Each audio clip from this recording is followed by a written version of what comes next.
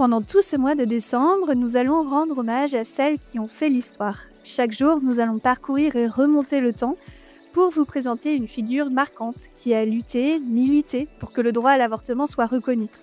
Ces femmes, qu'elles soient pionnières radicales, avocates audacieuses ou ministres courageuses, ont brisé le silence, affronté la violence des débats et permis que le drame de l'avortement clandestin appartienne au passé. Leur combat est le socle de notre liberté et c'est grâce à elles que nous pouvons aujourd'hui, ici, déculpabiliser et continuer à libérer la parole. Avec cette première case, nous allons remonter dans le temps pour parler d'une femme d'action, une pionnière qui a payé le prix fort pour ses convictions. Je parle de Madeleine Pelletier. Alors, je ne connaissais pas cette femme qui, pourtant, a eu une vie trépidante et a clairement été une féministe de la première heure. Madeleine Pelletier, c'est une médecin, une militante anarchiste et féministe, et elle n'était pas là pour demander, mais pour exiger l'égalité complète entre les femmes et les hommes. Pour elle, le droit à disposer de son corps et le contrôle de naissance, c'était des conditions sine qua non à l'émancipation des femmes. Alors, on va revenir en 1874 à Paris. Madeleine Pelletier est née à ce moment-là dans une famille plutôt pauvre. Et elle arrête l'école à l'âge de 12 ans, et quelques années plus tard, elle va quand même décider de retourner sur les bancs de l'école. Elle va passer le bac seule, et il faut savoir qu'elle s'est battue pour prouver que l'intelligence n'avait pas de sexe. Donc très tôt, elle se bat pour accéder au concours des internats des asiles, qui lui avait été refusé 2 ans auparavant parce que ce concours était réservé aux hommes. Mais en 1906, elle y arrive et elle devient la première femme médecin diplômée en psychiatrie en France. Pour vous donner une idée de la place de la femme à ce moment-là, ce n'est clairement pas la place de la femme d'aujourd'hui, même s'il nous reste de nombreux combats à mener. 4 ans auparavant ou 6 ans auparavant, en 1900, les femmes participaient pour la première fois aux Jeux Olympiques. Et donc Madeleine Pelletier, à ce moment-là, elle fait partie des féministes les plus combattantes et au regard de la majorité des féministes françaises qu'elle côtoie, c'est une des plus jusqu'au-boutistes. Cette même année où elle obtient ce concours, donc en 1906, elle devient aussi présidente du groupe féministe La Solidarité des femmes.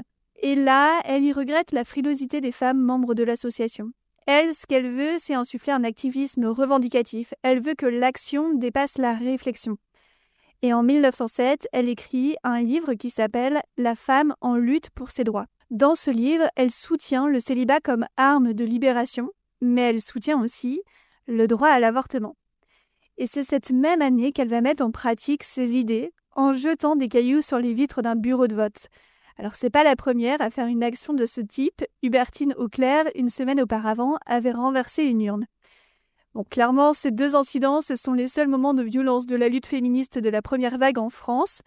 Et en décembre 1907, elle va fonder la revue La Suffragiste. Puisqu'on le rappelle, à ce moment-là, les femmes n'ont pas du tout le droit de vote.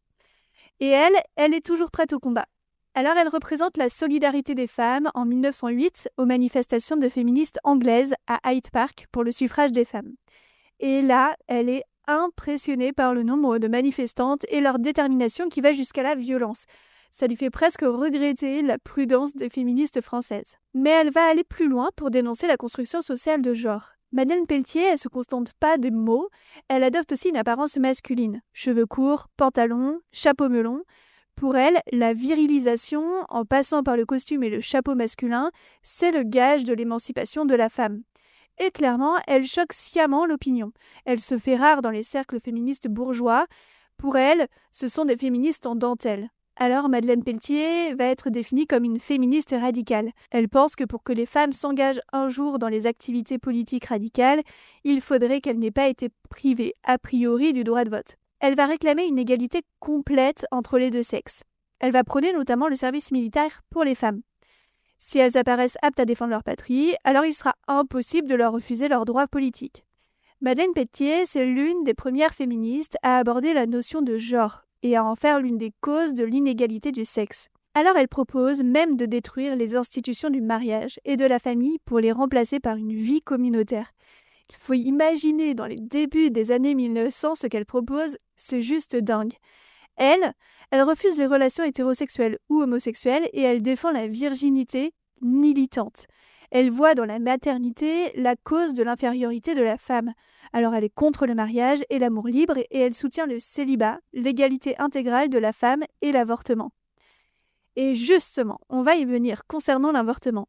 Alors pour vous donner un peu de contexte, à ce moment-là, on est avant la Première Guerre mondiale, avant la loi de 1920 qui va criminaliser la contraception et l'avortement. Et à cette même époque, Madeleine Pelletier est l'une des rares voix à réclamer publiquement le droit à l'avortement. En 1913, elle est clairement en avance sur les idéologies féministes de l'époque.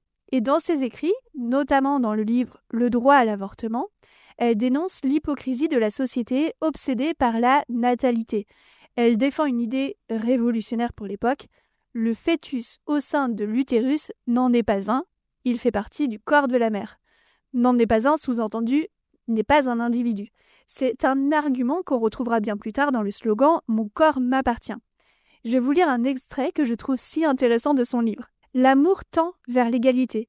Il n'est plus le bien unique de l'homme. La femme veut en prendre sa part, une part active. Le rôle féminin, pour être inverse du rôle masculin, n'en est aucune manière dégradant. Cependant, un obstacle, d'autant plus puissant qu'il n'est pas d'ordre social mais d'ordre naturel, se dresse devant la femme qui veut satisfaire sans entrave à sa sexualité. C'est l'enfant. La perspective de l'enfant replonge la femme qui s'était libérée par la culture intellectuelle ou le travail dans toutes les servitudes du passé. Comment parler d'égalité en amour alors que l'homme s'en allant libre, le besoin satisfait, la femme doit assurer la maternité. La maternité fait de l'amour une véritable duperie pour la femme. Par elle, la femme cesse d'être un individu conscient de sa dignité pour tomber aux dégradations de la fille séduite. Esclave implorante, elle poursuit l'homme qui la délaisse, elle lui demande pitié comme une vaincue. Pour Madeleine Pelletier, la liberté des femmes passe par une éducation sexuelle complète, une liberté sexuelle complète et égale à celle des hommes, et le droit à disposer de son corps. Alors, avec Nelly Roussel, elle souligne l'importance de l'éducation sexuelle des jeunes filles. Elle n'est pas seulement une théoricienne. On la surnomme également la médecin des pauvres, et dans les quartiers populaires, elle passe à l'acte concernant l'avortement. Elle pratique clandestinement des avortements pour les femmes démunies, souvent dans des conditions extrêmes et conscientes du risque encouru. D'ailleurs, en 1933, elle est accusée d'avoir pratiqué un avortement. Alors, les charges sont finalement abandonnées et elle n'est pas poursuivie, et ça ne va pas l'empêcher de continuer de militer pour ses idées, mais c'est finalement son corps qui va l'obliger à interrompre un temps ses combats. En 1937, elle subit un accident vasculaire cérébral et elle devient hémiplégique et tout le côté droit de son corps reste paralysé. À ce moment-là, elle a 63 ans et toujours la rage de combattre pour plus d'égalité, mais son corps ne la suit plus. 2 années plus tard, en 1939, son cabinet médical est perquisitionné et la police y découvre tout l'attirail des faiseuses d'anges. Les faiseuses d'anges, c'est comme ça qu'on appelait les femmes qui, à l'époque, pratiquaient l'avortement alors qu'il était interdit. Donc Madeleine est arrêtée et notamment accusée d'avoir supervisé, avec l'aide d'une infirmière et de sa femme de ménage, l'avortement d'une mineure de 13 ans qui avait été violée par son frère.